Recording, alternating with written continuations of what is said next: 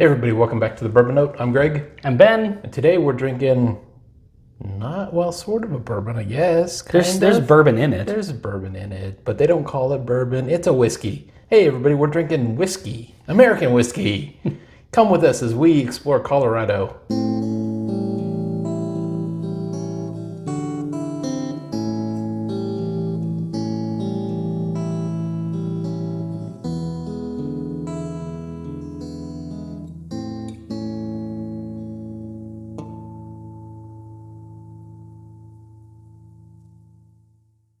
All right, that was a hell of an intro. It was. All right, so we have Tin Cup. Yeah. I have had Tin Cup.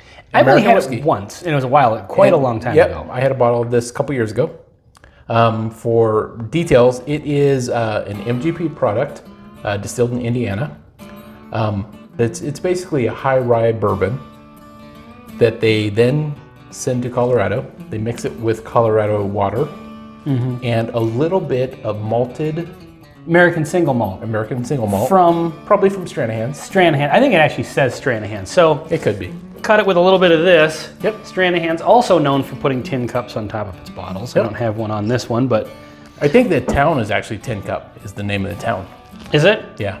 And I think they read something like they named this after like the early settlers of Colorado. Would drink their whiskey out of tin cups or whatever. Yep. So anyway, yeah, so it's not a bourbon because it's mixed with the bit of single malt. Now, I don't know how much the mix is, but I think it'll be interesting because when I first had this, I was not terribly into whiskey, so I didn't really pick it apart or anything like that. But it is actually a kind of interesting mash bill. It is 66% corn or 64 or whatever, about 2/3 corn, 1/3 rye. Wow. And a tiny bit of malted barley. So this is a really high rye bourbon, if you will. Mixed with the single malt. And then a little bit of single malt, probably a very small amount, and some water. It looks like they're both... This is a 4-year, and then this one is 10-year. Okay. So I am really looking forward to the 10-year to see the difference that the wood and the time really... You can, I don't know if you can see that on camera, but just looking at them in the light, the color on these alone.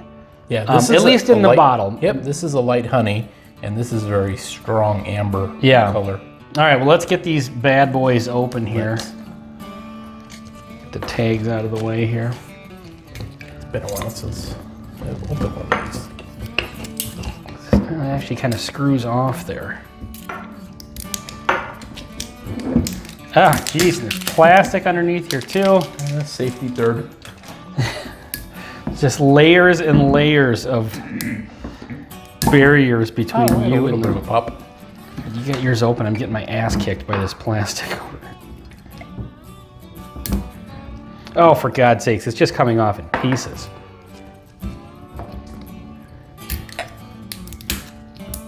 Okay. Whoa, wow. What was I drip all over the place? Bad pour.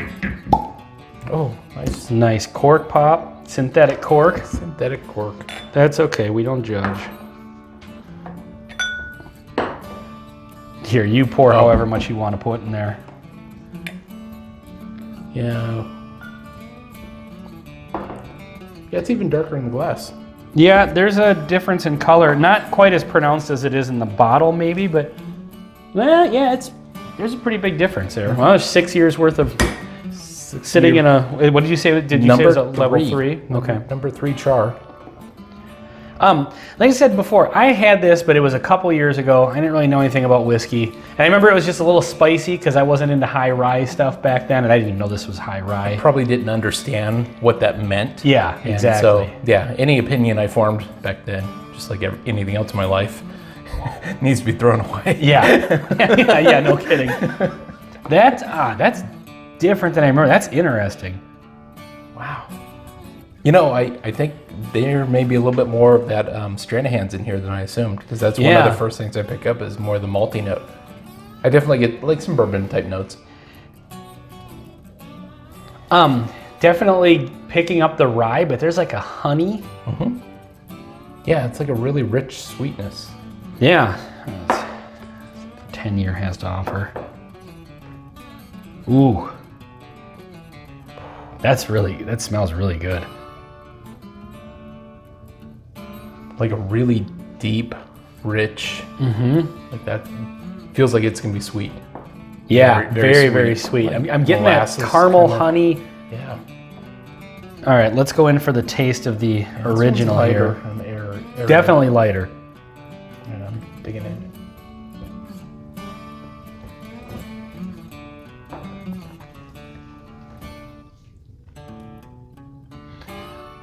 Wow. That's very different. Butterscotch? Yeah. Yeah, it really is. That's like candy. Yeah. Which I wasn't expecting. I was getting a lot of rye on the nose. I'm not getting a ton of rye on the taste here at all. There's almost no burn. Yeah, that's... These are 80 proof, right? I don't even know. 84. And 84.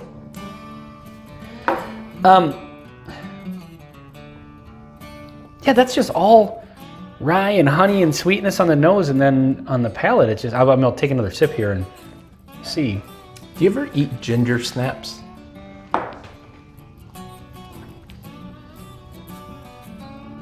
Yeah, I mean, I guess. There's I don't really go out of my way. Well, it's coming up on holiday season soonish. And I don't know, I get a note. Like ginger cookies or something. I could see that. It's light, but maybe that's how the rye, kind of that spice, is coming through underneath all that sweetness. I could see that coming forward as like a ginger type. Mm-hmm. All right, I'm gonna try the 10-year. Now on the nose, this 10-year is really rich. Really rich. Yeah. I wanna see, we've talked a lot in other videos about how if you have a lower proof whiskey, it's usually bourbon, as we are the Bourbon Note, but a lower proof but higher age, or lower age but higher proof. Those can help. Helps a lot. You know, when one of those is lacking. So this is gonna be a good example of that because we have something to compare it to. Yeah. All right, let's give this a shot here.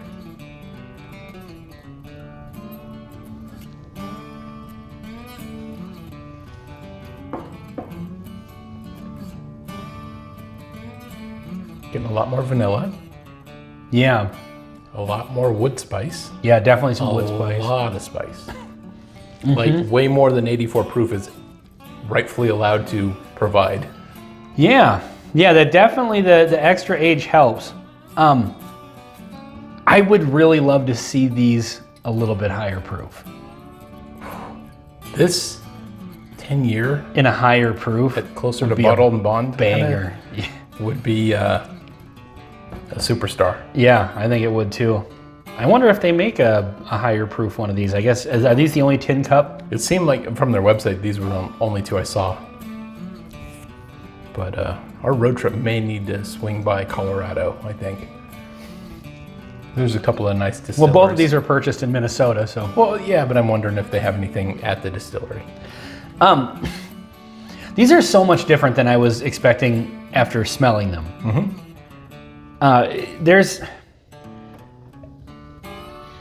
There's a note that I'm getting like that honey. I've said on a different review, like a Bido honey candy, which I don't normally eat, but I know what they kind of taste like. I wouldn't even know what it tastes like, but I'm aware of its existence. Yeah. There's another whiskey on this shelf that if you proofed it way, way down, I'm getting some of the same notes, and it's that light whiskey from Obtainium. Oh, wow. Because that one I got a really strong honey and like Bido honey and like just different kind of sweetness and stuff. Yeah. This kind of has that same thing.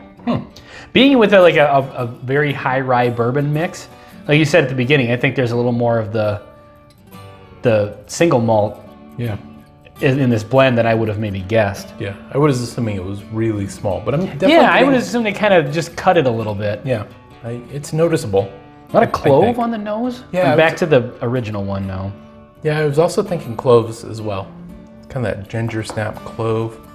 Almost like fall baking kind of notes. But I feel like the taste is light enough, and maybe this is because of the lack of proof and age on the original one, that those sharper notes kind of get cut out, and it's just a very... Just more sweetness. Smooth. You know, which usually in my book, smooth, the further you get into drinking whiskey, smooth is not always a compliment. It just kind of means watered down and less so flavor, nice. You know? In this case, I don't mean it like that. I mean, it drinks really easy. Yeah. For a high rye bourbon like that to not cut You know, because the high rye ones can be a little aggressive sometimes. So that's what leads me to believe that there's just a little more of that malt in there, just because that rye really gets cut down and a lot of that sweetness comes through. I do feel, after bouncing back and forth, the rye is definitely more noticeable in the 10-year. I mean, there's barrel spice, but I feel like I also get just the rye notes. Yeah. It actually tastes a little bit more like a rye whiskey. I agree with you 100%. There's definitely more rye in it. This one is great, but it's just more of the sugary. And it's very mellow. Notes. Yeah, it's very mellow, very easy to drink. Yeah, I would. I really like both of these. I absolutely wouldn't have a problem just having a pour of this at all. I will definitely be doing that. You should use a 10 cup. Yeah, it could actually. It's a little small though. I mean, No, that's you know. that's well. Unless I'm going to do shots. But Normal people use that kind of cup. Your big tumbler. yeah, I suppose. So this one, price-wise, I think I got this for like $25. It might run a little bit more expensive than that in some places, but it's sub 30. This right. one was... I can't remember. I picked this bottle up for you because you were looking for it. Yeah. Is it like 55? I think it was around 50. Yeah, somewhere 50, around there. 55. Yeah.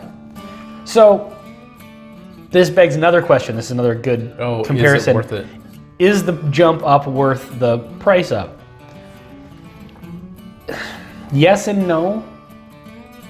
I think like I would love to see this 10-year one in a little bit of a higher proof. So I guess it depends on how you use it. This is how I, even though I don't normally have a camera running, this is how I drink bourbon. I tend to get a couple of them. You just lean against this bar and drink two of them. It's not this bar, it's a different bar, but... Are you down here while I'm upstairs in bed? Like I heard something. What was that? It's just you drinking bourbon. But I do tend to do flights or, tasting reviews. And so I do some drinking of a bourbon or a whiskey or whatever, but I really like this. So I like the comparison and be able to judge one against the other. Yeah, for sure. So this is my favorite way to actually do a tasting of bourbon or whiskey. So for that sake, I really do like the higher characteristics out of this one is definitely better. Yeah, for sure. But it punches. I mean, for a new whiskey drinker, definitely start here. Yeah. Oh yeah, for sure. Way easier to experience. If you're going to start with tin cup. Yeah. Which I think just on the stats of it, I don't know if I would have recommended it to a new whiskey drinker because I don't recommend high rye stuff to a brand new person because while it might be in some people's wheelhouse right off the bat, it can come across as a little sharp and aggressive. I used to really avoid high rye. Yeah, Recently, I've started to embrace, like Four Roses is a little bit higher rye. Bullet is known for being a little bit higher rye. Four Roses is very high rye. Yeah. I think they're in like the 30%. Right. So, but yeah, I mean, this is the original one is definitely a very easy drinking whiskey for sure. Yep. So, I would recommend both of these. I agree. Yeah, these are really good. Yep. And it's something unique and interesting. It's not just a bourbon. It's not just a single malt. It's a mixture of both of them. And those are not terribly common, to be honest. Yeah, to be honest, this is a bit of a niche thing. And it's from Colorado, so if you have an affinity for the Mile High State or... Yeah. I don't even know what they're... I think it's the Golden State. Oh, no, that's California. I was going to say something inappropriate, but I choose not to. Oh, I'm thinking of the town Golden, Colorado, because wasn't that in like a beer ad or something? Golden, Colorado. Is that where like Coors is? Brewery or yeah. Yeah, I think Coors is actually brewed in Golden, Colorado. Okay, welcome to the Colorado Beer Note. So yeah, if you can't get a hold of one of these, and you happen to have one of these on hand. So I still don't own one of those. Yeah, we should do an experiment where we'll take like I have a High West, that's a high rye MGP, but it's blended with another bourbon, so it's not gonna be the exact same. We get like a high rye bourbon, blend it with this, and see if we can come up with make our own. You know what we should do is get a high rye cask strength bourbon, blend it with that, and then we'll get our high proof version of at least this one. Maybe not 10-year, but anyway. Make our own. Yeah, that'll be another video. There are actually people who do their own blends and create their own stuff. We should do that sometime. just experiment. Because you can actually look online and see like different recommendations, like mix this with that and it tastes like this. I think the experts at pick your distillery, Wild Turkey, Knob Creek, Beam, Maker's Mark, they're pretty good. How about we trust the experts? No, I say we go rogue and do it ourselves. Yeah. That'll be a different episode though. That's right. In the meantime, this has been Tin Cup Normal and Tin Cup 10 year. I don't know how to... 4-year. Yeah, 4-year and 10-year on the Bourbon Note, the American Whiskey Note today, I guess. I'm Ben. I'm Greg. Thanks for watching. Cheers.